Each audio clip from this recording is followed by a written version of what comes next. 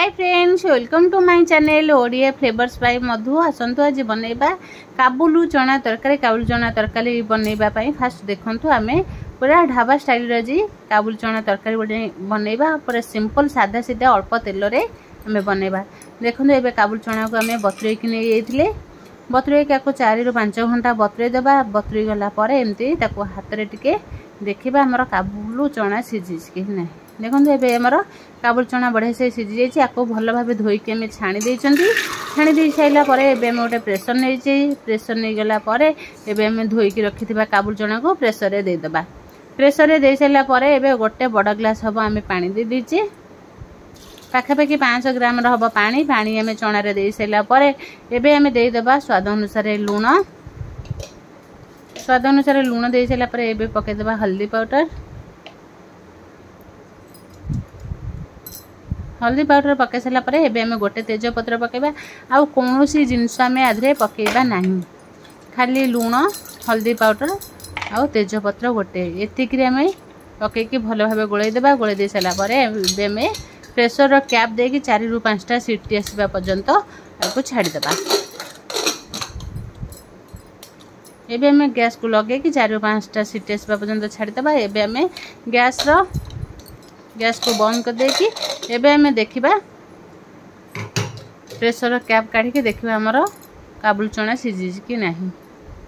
देखंतु एबे हमर बढ़िया से पूरा सिझी जाइछि। बहुत गरम अछि। याको एमि साइड कर देबा। साइड कर दे सला परे एबे गोटे ग्राइंडिंग जार नै जिबा। एबे देखंतु ग्राइंडिंग जार नै जिबा। ग्राइंडिंग जार नै सला परे मु एबे मसला पे पूरा रेडी कर देछि। एबे हमें पके देले गोटे टमाटो गोटे पियाज गोटे 2टा छोट छोट आम पकई दे अदार पीस 2टा कंचा लंका एवं आम 8 ରୁ 10 कोला रसुण पकईदे। पकईदे सारापर एवं आधे पकईदेबा रेड चिली पाउडर धनिया पाउडर एवं पकईदे जीरा पाउडर एवं करी पाउडर पकईकी एवं पकईदेबा आम कस्तूरी मेथी पत्र सब पकई दे सारापर एवं कौन करवा आधे आम अल्प टिके पानी गोटे कप हम आम पानी देदेले। पानी दे देकी आपको भल भाव गोटे पेस्ट बनईदेबा।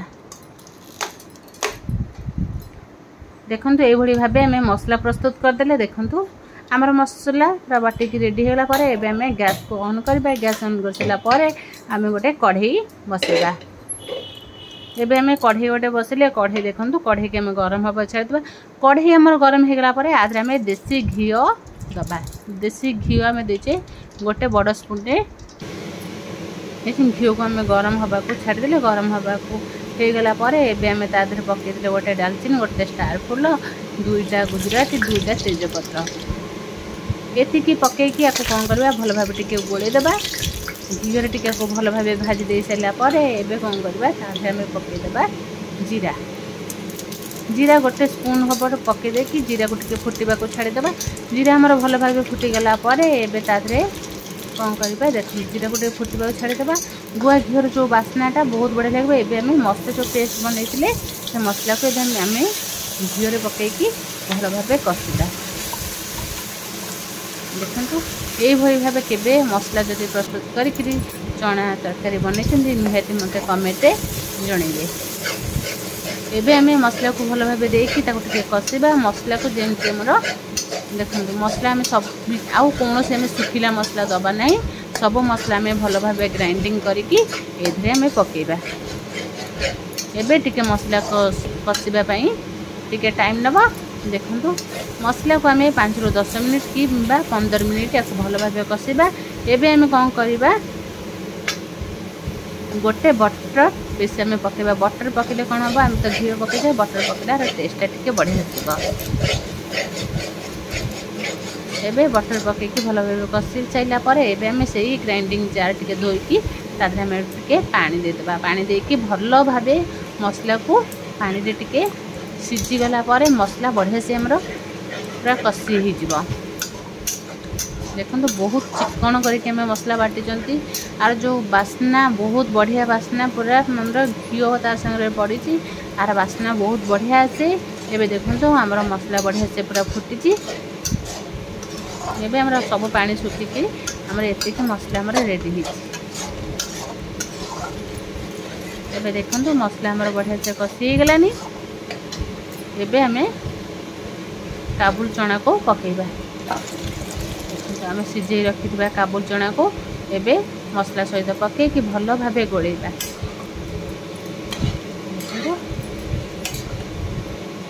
आपको यही भाबे गोलेले गोलेकी आपको कौन हबा टिके फुटिबा छड़बा। आधरे जदि चाहिए आलू पकाइबा सिझा आलू जदि थिबो एबे हाथ रे टिके ताकू एही हाथ रे ताकू टिके दर दर भंगा करके पकई पारिबे। जदि आधरे चाहिए टिके कैप्सिकम भी पकई पारिबे बहुत बढ़िया हाथ बास्ना आसीबो। एमती आमे आलू सिझा टिके पकेले तरकारी टिके बहुत बहलिया हबा खाइबा को टेस्टी लागिबो। एमिति थरे निश्चय काबुल चना तरकारी बनेकरी खाइबे देखिए बहुत बढ़िया लगे। आमे तो विभिन्न प्रकार तरकारी बनेकरी खाइबे यही उपाय निश्चय थरे काबुल चना तरकारी की बनेकरी टेस्ट करंतु केमती लागुची। अल्प मसला अल्प तेल रे अल्प तेल बिल्कुल नहीं अल्प मसला गोटे स्पून घी गोटे अब आम बटर पकईकि केते टेस्टी तरकारी आम बन पार्टी। देखो तरकारी आमर केते बहलिया हो आसलानी यही भाव आ सहित पूरी रुटी जहाँ भी खाइबे बहुत बढ़िया लगे। देखो केते बहलिया आमर तरकारी होती तो तरकारी आमर बासुची जेते बढ़िया खाइबा को तो बहुत बढ़िया लगे। निश्चय थरे यही भाव काबुल चना तरकारी टेस्ट करके निहाती मत जानवे केमती लगुच। आ सहित पूरी किंबा रुटी किंबा नान जहाँ भी खाइबे बहुत बढ़िया लगे। तरकारी जदि थी धनिया पत्र टिके पकईदेवे। मु कस्तूरी मेथी पत्र पकई कि भी ताऊपर पकई ना जदि थी धनिया पत्र टिके पकईदेवे। धनिया पत्र पकईले आउरी भी बढ़िया लगे। निश्चय थरे यही भाव काबुल चना तरकारी बनैकी घरे टेस्ट करेंगे केमती लगुच निहाती जनइबे। देखंतु केते बिल्कुल भी तेल आपर आम जमी काबुल चना तरकारी तेल बनैला बेले तरकारी जमी आम ऊपर भासे बिल्कुल भी आदर आमर तेल मूलरू देखा जाऊनी कि देहपाई भी बहुत बढ़िया। जदि भल लगे लाइक शेयर कमेंट सब्सक्राइब निश्चय करेंगे।